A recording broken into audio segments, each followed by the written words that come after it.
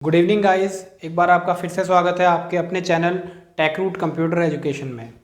जैसा कि कल हमने फंडामेंटल में सीखा था सीपीयू का स्ट्रक्चर, सीपीयू के इंटरनल कौन कौन से मॉड्यूल्स होते हैं। उसके अलावा हमने सीखा कंप्यूटर का ब्लॉक डायग्राम बनाना। उसके अलावा हमने सीखा इनपुट यूनिट्स के बारे में, आउटपुट यूनिट्स के बारे में, प्रोसेसिंग यूनिट के बारे में।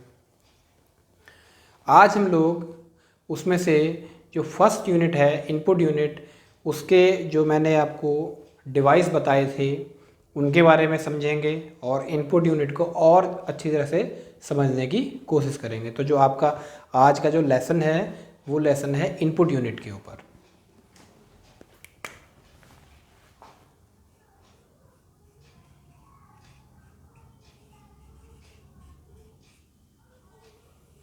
इनपुट यूनिट, कल मैंने इसकी डेफिनेशन आपको बताई थी। मैं एक बार दोबारा से रिकॉल करता हूँ। जिन्होंने मेरी कल की वीडियो नहीं देखी है वो इसे समझ सकते हैं, नहीं तो मैं उसका लिंक भी आपको डिस्क्रिप्शन में दे दूँगा, आप उससे पूरी वीडियो को सुन सकते हैं। जैसा कि मैंने बताया था आपको, input unit it helps us to send data and instructions into computers memory। ये एक ऐसी यूनिट है जो हेल्प करती है आपका जो डेटा होता है और जो आप इंस्ट्रक्शन देते हैं उसको कंप्यूटर की मेमोरी तक पहुंचाने में। आप लोग कई लोग कंफ्यूज होंगे, थोड़ा सा इसको ऑफ द टॉपिक है लेकिन समझा देता हूं मैं। डेटा क्या होता है? एक होता है डेटा या डाटा, जो भी आप पढ़ें। एक होता है इंस्ट्रक्शन और एक होती है इंफॉर्मेशन। इन दो चीज़ों में तो इंटरव्यू में ही पूछ लेते हैं और काफ़ी लोग कंफ्यूज रहते हैं। चलो उल्टा कर देते हैं, इसको थोड़ा समझने के लिए लिख दिया मैंने इस तरह से। इनमें कई बार इंटरव्यूअर भी पूछता है कि डेटा और इन्फॉर्मेशन क्या होती है। तो हमें लगता है कि डेटा और इन्फॉर्मेशन एक ही चीज़ है, पर ऐसा नहीं होता। डेटा को समझते हैं। देखिए, कोई भी जो रॉ इन्फॉर्मेशन होती है, मतलब कोई भी एक रॉ थिंग जो है वो आपका डेटा है। जैसे 50, 70, ABC, ये सब क्या है? Raw information. अब इसको मैं क्या समझूं? 50 ईयर समझूं या 50 रुपीज़ समझूं? कुछ नहीं पता मुझे। लेकिन इन्फॉर्मेशन, जब डेटा एक मीनिंगफुल थिंग बन जाता है, दैट मीन्स जैसे मैंने लिख दिया रेट ऑफ 50। अब आपको पता लग गया कि ये क्या है? प्राइसिंग है। मैंने लिख दिया नेम ABC। अब पता लग गया कि ABC किसी का नाम है। और अच्छा लिख दिया इसके आगे कंपनी नेम कर दिया, और अच्छा क्लियर हो गया। अब ये किसी ह्यूमन का नहीं है, एक कंपनी का नेम है। ठीक है ना? तो ये चीज जो है काम करती है।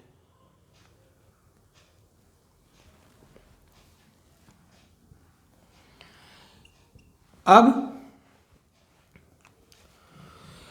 कंपनी, अब इसको मुझे लगता है आपको समझ में आ गया होगा कि अगर आपसे कोई पूछता है डाटा क्या है और इन्फॉर्मेशन क्या है, तो आप इन्फॉर्मेशन को डिफाइन कैसे करेंगे?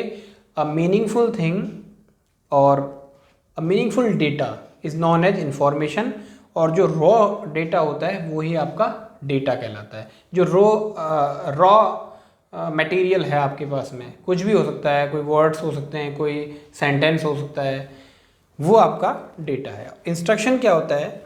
जैसे आपने दो डेटा प्रोवाइड किए यूज़र को, 2+2 कंप्यूटर को दिए, यूज़र ने कंप्यूटर को दिए। ये जो प्लस है ना, ये इंस्ट्रक्शन है आपकी। ठीक है? तो ये अपने डेटा, इंफॉर्मेशन और इंस्ट्रक्शन के बारे में सीखा। तो अब मैं दोबारा वापस आता हूँ इनपुट यूनिट पर। तो मैंने बताया कि it helps us to send data instruction into computer's memory, जो कंप्यूटर की मेमोरी में इसको भेजे वो आपका इनपुट यूनिट है। कल भी मैंने इसको बताया था और आज थोड़ा मैंने अच्छा ब्रीफ कर दिया है। आई होप कि अब आपको ये समझ में आ गया होगा। अब मैं चलता हूँ इसके जो एग्जाम्पल कल मैंने बताए थे, इनपुट डिवाइस कौन कौन से थे तो काफ़ी सारे। आज मैं 2 को डिस्कस करूँगा और फिर नेक्स्ट क्लास में औरों को भी करूँगा। एक था कीबोर्ड और एक था माउस। इसके अलावा और भी हैं, उनको नेक्स्ट क्लास में। आज इनमें ज़्यादा फोकस करना है, क्वेश्चन काफ़ी बार इनमें से पूछ लेते हैं।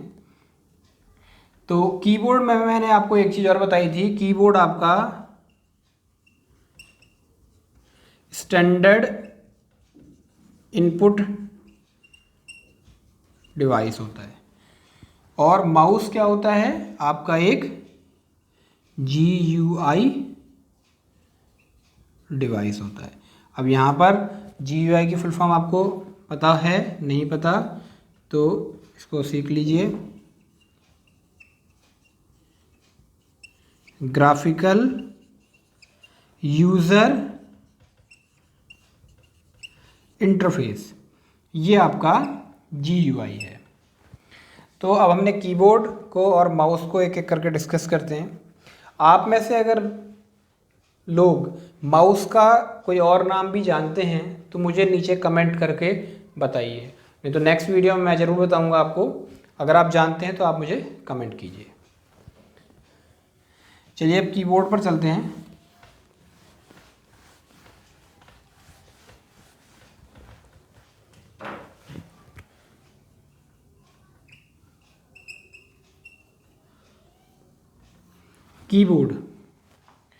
कीबोर्ड मैंने आपको बताया स्टैंडर्ड आपका इनपुट डिवाइस है जिससे आप इनपुट करते हैं।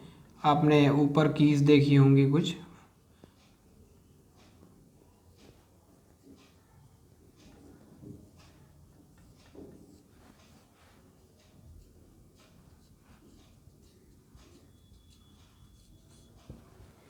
कुछ इस तरह का होता है। इसको हम लोग जो कीबोर्ड है, कीबोर्ड को हम लोग क्लासिफाई करते हैं इसकी कुछ कीज़ के बेसिस पर। की कितने तरह की होती हैं, एक होती हैं फंक्शनल कीज़, राइट, जो कहाँ से होती हैं F1 से लेकर F12 तक होती हैं। एक होती है न्यूमेरिकल कीज़ जो आपकी 0 to 9 होती हैं। इसमें आप प्लस माइनस मल्टीप्लाई डिवाइड और इसको भी इंक्लूड कर सकते हैं। और एक होती हैं अल्फ़ाबेटिकल, तो ये आपके होते हैं A to Z। और होते हैं आपके स्पेशल सिंबल, ये होते हैं आपके जैसे डॉलर का हो गया, कैरेट हो गया, नॉट हो गया, एक्सक्लेमेशन मार्क हो गया और आपका हैश हो गया। ये बहुत सारी कीज़ होती हैं जिनको आप स्पेशल सिंबल कहते हैं। जनरली कीबोर्ड के अंदर 97 से लेकर 114 तक कीज़ हो सकती हैं। वेरी करता है कीबोर्ड के डिज़ाइन के ऊपर, कहीं 97 भी लेंगे, कहीं 108 भी मिलती हैं। तो ये जो है कीबोर्ड का है। अब इसमें कई बार हमसे पूछ लेता है कोई एक की देके, जैसे कि क्वेश्चन पूछ लेगा आपसे F5 क्या है। अब F5 का आपको क्लासिफिकेशन करना है, क्या है ये 4 ऑप्शन दिए हैं, न्यूमेरिकल की, अल्फ़ा न्यूमेरिकल की, स्पेशल सिंबल क्या है। तो आपने ध्यान रखना है कि वहाँ पर उसको क्या बताना है, फंक्शनल की, कि एक फंक्शनल की है। तो ये आपको एग्ज़ाम्स में इस तरह से पूछा जाता है कीबोर्ड कर लेकर। अब नेक्स्ट हमारा है माउस।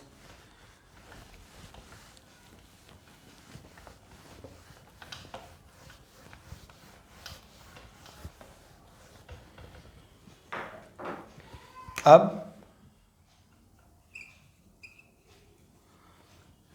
माउस के बारे में, माउस का डिज़ाइन आपका देखा हुआ होगा, इस तरह का होता है माउस। इसमें एक हमारे पास में लेफ़्ट की होती है और एक होती है राइट की। आपने बीच में एक सर्किल भी देखा होगा जो आपका स्क्रॉलर की तरह काम करता है। आप अपनी स्क्रीन को, अगर कोई वेब पेज है या कोई एक वर्ड का डॉक्यूमेंट है, उसको आप ऊपर नीचे स्क्रॉल करने के लिए इस स्क्रॉलर का यूज़ करते हैं। लेफ़्ट की जस्ट लाइक एज इंटर की तरह काम करता है कहीं पर भी। हालांकि एक ये, जैसा मैंने बताया कि आपको एक ये GUI ऑपरेशन के लिए बना हुआ डिवाइस है,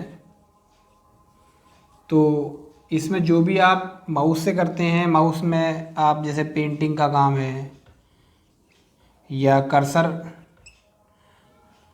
पॉइंटर मूवमेंट है,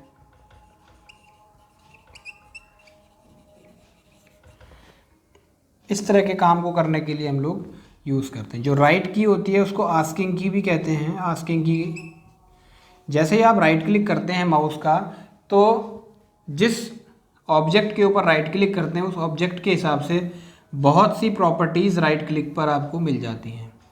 जैसे कि एग्जांपल के तौर पर रिफ़्रेश हो गया, कॉपी हो गया, पेस्ट हो गया, इस तरह की। ये डिपेंड करता है जिस ऑब्जेक्ट पर आप माउस का राइट क्लिक प्रेस करते हैं उसके हिसाब से आता है। ये जो मैं बता रहा हूँ कोई ज़रूरी नहीं है कि सब में ही ये आएगा। अगर आप डेस्कटॉप पर राइट क्लिक करेंगे तो कुछ और ऑप्शन आएगा, अगर आप किसी फोल्डर के ऊपर राइट क्लिक करते हैं तो उसके अगेंस्ट कुछ और ऑप्शन आते हैं।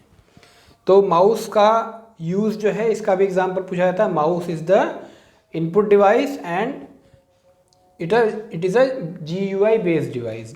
अगर आपको ग्राफिकल यूज़र इंटरफेस जो विंडो है उसमें अगर आपको काम करना है तो आपको माउस की रिक्वायरमेंट होती है। बिना उसके आप विंडो में अच्छी तरह से काम नहीं कर पाएंगे। कीबोर्ड में शॉर्टकट्स होते हैं काम करने के लिए, लेकिन अगर माउस है तो आप ज़्यादा स्मूथली अच्छी तरह से काम कर पाएंगे। आशा करता हूँ आपको मेरी ये वीडियो पसंद आई होगी। अगर वीडियो पसंद आई है तो आप इसको अपने फ्रेंड्स के साथ में शेयर कर सकते हैं, और अगर वीडियो अच्छा लगा है तो लाइक भी कर सकते हैं। और नेक्स्ट वीडियो में मैं आपको इसके इनपुट के कुछ और, जैसे कि कल की क्लास में मैंने आपको बताया भी था, OCR बताया था, OBR बताया था और MICR बताया था, उनके बारे में हम लोग डीपली स्टडी करेंगे। उसमें से काफ़ी सारे क्वेश्चंस हैं जो एग्ज़ाम्स में पूछे जाते हैं, उनको भी मैं कल डिस्कस करूँगा। तो नेक्स्ट वीडियो में मिलेंगे, तब तक के लिए बाय।